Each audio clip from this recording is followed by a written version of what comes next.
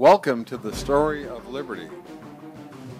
It was on April 30th, 1789 when George Washington reached New York in time to be inaugurated. Stepping out into the outdoor balcony of Federal Hall in full view of the assembled multitude, he requested that a Bible be brought. And so has every president swore on the Bible when taking the oath of office. Having placed his right hand on the open book, he took the oath of office, and the thunderous ovation followed, the pealing church bells and the roaring artillery. The new president went inside to deliver his inaugural address to Congress. He said this in his first official act: "My fervent supplication to that almighty being who rules over the universe, who presides in the councils of nations, and whose providential aids can supply every human defect, that his benediction may consecrate to the liberties and happiness of the people of the United States." We ought to be no less persuaded that the propitious smiles of heaven can never be expected on a nation that disregards the eternal rules of order and right, which heaven itself has ordained. George Washington was a Christian. And go back a few years and you can see why they unanimously chose him for president.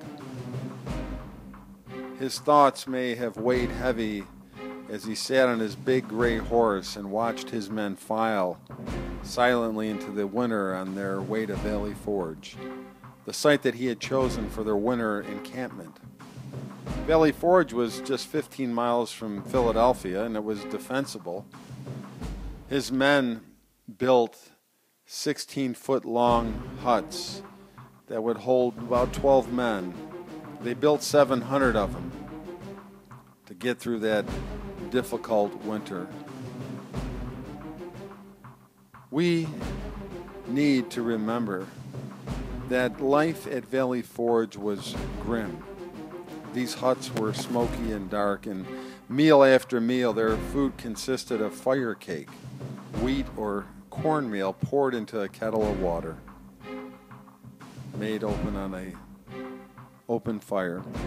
As winter wore on, the list of sick and dead mounted higher. Life in Valley Forge became an unbearable nightmare. Now there were men who were literally naked because they didn't even have rags to wrap around them. And Congress was shocked when they finally made their way down there in the middle of February to see feet and legs froze till they became black. And it was often necessary to amputate them, because exposure to the elements combined with the starvation diet ensured conditions for disease that now ravaged the camp. Washington said in mid-February, "I am now convinced beyond a doubt that unless some great and capital change suddenly takes place, this army must inevitably be reduced to one or other of the three things: starve, dissolve, or disperse." Then this was the miracle of Valley Forge and why they chose George Washington. The reason the men endured, the reason they believed in God's deliverance was simple. They could believe because their general, George Washington, did believe. He made no secret of his Christian faith. He had services every Sunday, Christian services. And he said and wrote, "To the distinguished character of a patriot, it should be our highest glory to add the more distinguished character of a Christian." You may have seen the great painting that exemplifies when Potts, the Quaker, one day noticed Washington's horse tethered by a secluded grove of trees, not far from his headquarters. Hearing a voice, Potts approached quietly and saw the general on his knees in prayer. Potts returned home and told his wife, "If George Washington be not a man of God, I am greatly deceived. And if God do not work through him, work out some great salvation for America." Our nation was at the crucible of freedom. Pastors caught wind of what our troops at Valley Forge were going through, and they more and more were comparing George Washington to Moses, that he chose, like Moses, to partake in the hardships, the difficulties of his men. Rather, he chose to suffer affliction with the people than to enjoy the pleasures for a season. But eventually, the soldiers who came through Valley Forge were tempered into an army. And by the time spring came, they could produce a crisp volley every 15 seconds. March turned into April, and the Continental Army marched as one.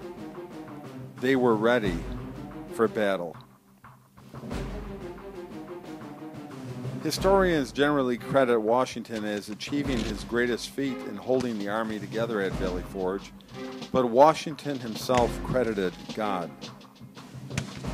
At last, the Continental Army swung out of Valley Forge onto the trail of the British. This time, they were on the offensive.